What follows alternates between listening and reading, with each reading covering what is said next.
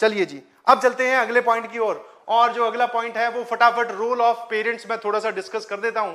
I believe सभी लोग घर पे हैं और मैक्सिमम बच्चों के पेरेंट्स आसपास ही होंगे, ऑब्वियसली दूसरे कमरे में, और बहुत सारे लोग शायद कंबाइंडली पहला लेक्चर देख रहे हैं, तो बहुत अच्छी बात है। अगर आसपास है तो पेरेंट्स को बुला लीजिए, बोल सकते हो उनको कि सर जो है वो अब आपके बारे में बातें करने वाले हैं, मतलब जो पेरेंट्स का रोल है वो समझाने जा रहा हूं। और अगर किसी के पेरेंट्स आसपास, बड़े भैया दीदी अभी आसपास नहीं है, कोई बात नहीं, ये वीडियो रिकॉर्डेड आपको मिलेगी, आप अपने पेरेंट्स को सुना दीजिएगा, बोले भैया ये वाली जो बात है ना ये सर ने आपके लिए बोली है, कान खोल के सुन लीजिए। Now what is role of parents? सबसे पहली और इंपॉर्टेंट बात, जेईई मेंस एंड एडवांस आप इंडिया का टफेस्ट एग्जाम बोल सकते हैं जी, बिल्कुल। आईएएस, आईपीएस, आरएएस इन सबको साइड में कर दो, वो जेईई मेंस और एडवांस से आसान ही होते हैं, ठीक है। नाउ सर जब हम सबसे डिफिकल्ट एग्जाम की प्रिपरेशन कर रहे हैं, और ये प्रिपरेशन कर कौन रहे हैं सर? 16, 17 या 15 साल की उम्र वाले बच्चे। नाउ इस उम्र को हम सभी लोग चंचल उम्र में काउंट करते हैं, या फिर आप बोल सकते हो ये छोटे ही बच्चे हैं, समझ में आया? नाउ अगर अब ये छोटे बच्चे हैं तो हम दोनों में मतलब we as a teacher and you as a parent अपनी अपनी रिस्पॉन्सिबिलिटी निभानी पड़ेगी। माई रिस्पॉन्सिबिलिटी इज कि बच्चा जब इस स्क्रीन पे आए तो मैं उसका ध्यान रखूं, जो मैं पढ़ाऊं वो उसको समझ में आए, और मैं उसमें वो बोल सकते थे ना कि स्पार्क इनिशिएट कर सकूं, जिससे उसको मैथ्स अच्छी लगनी स्टार्ट हो जाए। This is my role, this is my मतलब my role and my responsibility कि बच्चा अगर मेरे पास आता है तो उसका ऑन स्क्रीन ध्यान मैं रखूं, ठीक है। और इस काम में ऑब्वियसली हम लोग ट्रेन्ड फैकल्टी आप बोल सकते हो, तो इसमें कोई दिक्कत होगी नहीं, यहां पर मैं ध्यान रखूंगा। But maximum number of time वो आपके पास रहता है, दिन के बाकी सारे घंटे में वो आपके सामने बच्चा होगा। आपको ध्यान रखना है बच्चे का, कौन कौन सी चीजों का ध्यान रखना है वो अभी लिख रहा हूं, ठीक है जी। छोटी उम्र के नादान और मासूम और थोड़े चंचल, थोड़े शरारती बच्चे हैं, बट यस, एक हाथ आप पकड़ लीजिए उस तरफ से, दूसरा हाथ मैं पकड़ लेता हूं बच्चे का, छोड़ के आएंगे दोनों मिलकर जेईई तक, ठीक है जी। ऐसा नहीं है कि आपने एक प्लेटफॉर्म में उसको डाल दिया या फिर किसी कोचिंग में आपने एडमिशन करवा दिया, आपका काम खत्म हो गया, नहीं जी, ठीक है। जिस दिन आपने पैसे दिए उस दिन आपका जवाब या फिर आपके बोलते हैं ना रिस्पॉन्सिबिलिटी खत्म होगी, जी बिल्कुल नहीं। और वो सब डायलॉग मैं बिल्कुल नहीं मारना चाहता हूं कि एक पेरेंट्स जो है वो अपने बच्चे के लिए ये करना चाहिए, वो सब आप लोग मुझसे समझदार हो, जानते हो। तो your responsibility is point number 1, ठीक है। आप घर पे चेक रखेंगे, ठीक है। Point number 1 is regular check. Sir what is this regular check, क्या मतलब है? ठीक है, डू नॉट, आज कहानी शुरू हो रही है, देखते ही देखते 2 साल निकल जाएंगे, बिलीव मी, ठीक है। बिकॉज ये मेरा 8वां सेशन है, तो ये जो सेशंस हैं बहुत जल्दी निकलते हैं, कोई फर्क नहीं पड़ता इसमें, ठीक है। नाउ तो बच्चे आज जो है सर वो बढ़िया एनर्जी में है, बहुत मजेदार तरीके से वीडियो देख रहे हैं, उनकी ये एनर्जी मेंटेन रहे, मोटिवेटेड रहे, इस चीज का ख्याल आपको भी घर पे रखना है। सर रेगुलर चेक का क्या मतलब है? आपको हफ्ते में 2 बार बच्चे से बात करनी है या फिर चेक रखना है, ठीक है। ऐसा नहीं है कि आज आपने बोला अच्छा बेटा चल तू इंटेलिजेंट है, या फिर आज तेरी ये एडमिशन स्टार्ट हो गया, और डायरेक्टली आप उस दिन उससे बात करें जिस दिन उसका रिजल्ट आए, अरे तेरा सिलेक्शन क्यों नहीं हुआ, या फिर अगर हुआ तो इतनी रैंक कम क्यों आई। तब जवाब या सवाल पूछने का कोई फायदा नहीं रह जाता अगर आप कम से कम हफ्ते में 2 बार बात ना करो तो, ठीक है जी।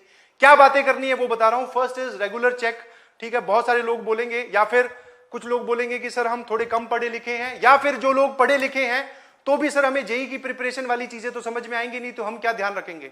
मैं आपको कतई नहीं बोल रहा हूं कि आप उसको सवाल समझाओ, बिल्कुल नहीं, कुछ नहीं समझाना। पढ़ाने का सारा काम मेरा है या फिर पूरी हमारी टीम का है। आपको घर पे रेगुलर चेक मतलब आप क्या चेक कर सकते हो, उसकी राइटिंग में लिखे हुए क्या आपको नोट्स मिल रहे हैं क्या। अगर 2 हफ्ते उसको पढ़ते हुए हो गए तो ऑब्वियसली उसकी कॉपी के हर एक फिजिक्स, केमिस्ट्री और मैथ में 20-20 पेज या फिर 15-15 पेज भर गए होंगे। ये आप उससे कॉपी देख सकते हो कि ला भाई दिखा तूने नोट्स बनाए हैं कि नहीं। दूसरा, आप उसकी प्रैक्टिस नोटबुक चेक कर सकते हैं। क्या चेक कर सकते हैं? प्रैक्टिस नोटबुक, ठीक है जी। मैं वापस फिर नहीं बोल रहा हूं कि आपको ये नहीं चेक करना है कि सवाल उसने सही किया कि गलत किया, वो छोड़ दीजिए, उसने कुछ वहां पे कर रखा है कि नहीं, आपको ये चेक करना है, ठीक है जी। और रेगुलर चेक रखोगे तो बच्चों को भी अच्छा लगेगा, या फिर बच्चों के भी मन में थोड़ा सा डर रहेगा कि हाँ जी पिताजी इस दिन हमारी नोटबुक चेक कर सकते हैं, तो हम ये काम करें। और once they started this process, एक बार वो अगर ये काम करना लग गए, तो फिर वो चाहे डर से स्टार्ट करें या किसी भी वजह से स्टार्ट करें, उसके बाद में वो अपने आप उनकी इच्छा बन जाएगी कि अच्छा आप पढ़ ही लेते हैं। समझ पा रहे हो मेरी बात? तो आपको ये रेगुलर चेक घर पे रखना है, ठीक है। आप उनसे कुछ सुन भी सकते हैं, मतलब कुछ लर्निंग वर्क जिसको बोलते हैं, ठीक है। आई बिलीव हर एक के घर में बड़ा भाई बड़ी दीदी अवेलेबल होगी, ठीक है। और सुनना है आपको, बेसिकली ये वाला पोर्शन जो है एनसीईआरटी में ज्यादा काम आता है। केमिस्ट्री की एनसीईआरटी का कुछ होमवर्क दे दिया, आप मत दीजिएगा, जो भी उसका चैप्टर चल रहा है उससे रिलेटेड थोड़ी इंफॉर्मेशन उससे पूछ ली, उस इंफॉर्मेशन को मैच करवा लिया एनसीईआरटी से कि सही बोल रहा है कि नहीं, ठीक है जी। और उसके जो भी टेस्ट हो रहे हैं उसमें टेस्ट के मार्क्स, ठीक है। नाउ डू नॉट से कि सर हमारे पास रिजल्ट नहीं आता। रिजल्ट ना आने का सिर्फ एक ही रीजन रहा होगा या होगा आगे आने वाले में कि बच्चे ने टेस्ट नहीं दिया। अगर टेस्ट दिया है तो 100% रिजल्ट आएगा, वो रिजल्ट आपके पास ऐप पे अवेलेबल होगा, ठीक है। तो आप उसके टेस्ट के मार्क्स रेगुलरली देखते जाइए, ठीक है, कि कैसे मार्क्स आ रहे हैं, कौन सा सब्जेक्ट उसका वीक जा रहा है, कौन से में उसको इंप्रूवमेंट की जरूरत है, वो आप उससे डिस्कस करें, ठीक है जी। ये है आपके एंड का काम, ठीक है, ये है आपके एंड का काम। एक सेकंड मुझे दीजिएगा प्लीज।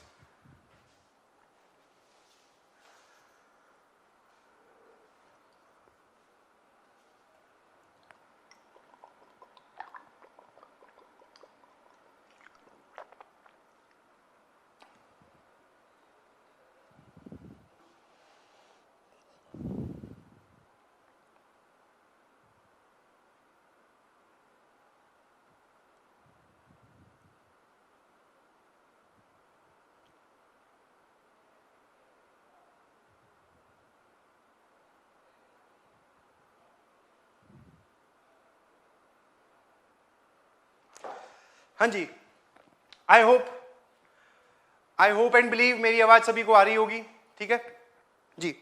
तो पेरेंट्स की तरफ से छोटा सा काम मैंने आपको दिया है, सभी लोग चेक कर सकते हैं, घर पे पेरेंट्स हैं कि नोट्स बना रहा है कि नहीं, और अगर नोट्स बना रहा है तो वो कितने इंफॉर्मेटिव है, सही से लिख रहा है कि नहीं, पढ़ाई कर रहा है कि नहीं, ठीक है। और सिंस अभी सर ये लोग घर पे बैठकर किसी कमरे में बैठ के पढ़ाई कर रहे होंगे, तो ऑब्वियसली एक मेरी रिक्वेस्ट है सभी बच्चों से, आप कभी भी जिस कमरे में बैठ के पढ़ाई करें उसका दरवाजा जरूर बंद कर लें, कोई दिक्कत नहीं है, बट वो जो बोलते हैं ना, आप अंदर से कुंडी मत लगाइएगा प्लीज, ठीक है।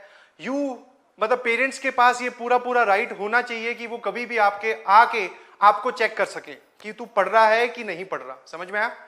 ऐसा काम आपको करना है, ठीक है। बिकॉज पिछले साल कुछ एक्सपीरियंसेस मेरे पास ऐसे आए कि बच्चे ने पूरे 4 या 5 महीने सर वो बैठ जाता था कमरे में, ईयरफोन लगा लेता था और कमरा कर लेता था बंद। हमारे हिसाब से मतलब पेरेंट्स पॉइंट ऑफ व्यू से पढ़ाई चल रही है बहुत बढ़िया, बट सर एक्चुअल में पढ़ाई चल रही है कि नहीं वो नहीं पता, ठीक है। तो आप लोग क्या कीजिएगा, दरवाजा बंद कर लो, कोई दिक्कत नहीं है, आपका प्राइवेसी रखनी है आपको, मतलब आपके पास डिस्टर्बेंस का कोई एलिमेंट नहीं आना चाहिए, बट साइमल्टेनियसली ऐसा भी नहीं होना चाहिए कि पेरेंट्स अगर एक बार बीच में आके चेक करना चाहें तो वो चेक ना कर पाए। उनको वो वाली अथॉराइजेशन है और वो चेक करेंगे, ये मेरी रिक्वेस्ट है सभी पेरेंट्स से, ठीक है जी। इतना ध्यान आप घर पे इनका रखिए, बाकी ध्यान हम लोग यहां पर रख लेंगे, ठीक है जी। आई होप मेरी बात समझ में आ रही होगी। This is about the role of parents, ठीक है। I hope